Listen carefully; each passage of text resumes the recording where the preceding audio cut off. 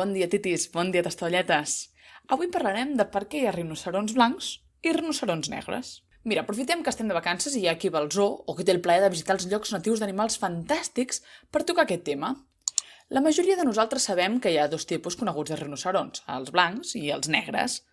Però quan els mirem cara a cara, realment tots dos són grisos. Aleshores, per què aquest nom? Ambdós són de l'Àfrica subsahariana, però la gran diferència que tenen és la forma de les seves boques. Com podem veure aquí, els negres la tenen més aviat punxeguda per poder agafar fruits als arbres, mentre que els blancs la tenen aplanada per menjar gespa. I aleshores per què els diferenciem pels colors? Bé, és que no és exactament així. La història comença quan els holandesos que van colonitzar aquella part d'Àfrica els van anomenar Witmond Rhino. No en tinc ni idea de com pronunciar-ho, però el que vol dir és rinoceron amb la boca ampla. I va ser aquest últim terme que va crear la confusió, perquè al traduir-lo a l'anglès més endavant, com que sonava semblant a white, blanc, el van passar a anomenar rinoceron blanc.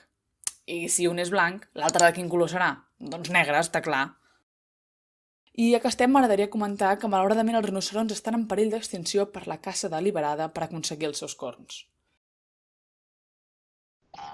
Espero que t'hagi agradat aquesta petita curiositat i et recomano que facis una ullada a la secció que tinc de teatre i als altres vídeos de ciència. I si vols estar al dia de tots els meus vídeos, subscriu-te al canal. Bona nit, titis. Bona nit, tastaolletes.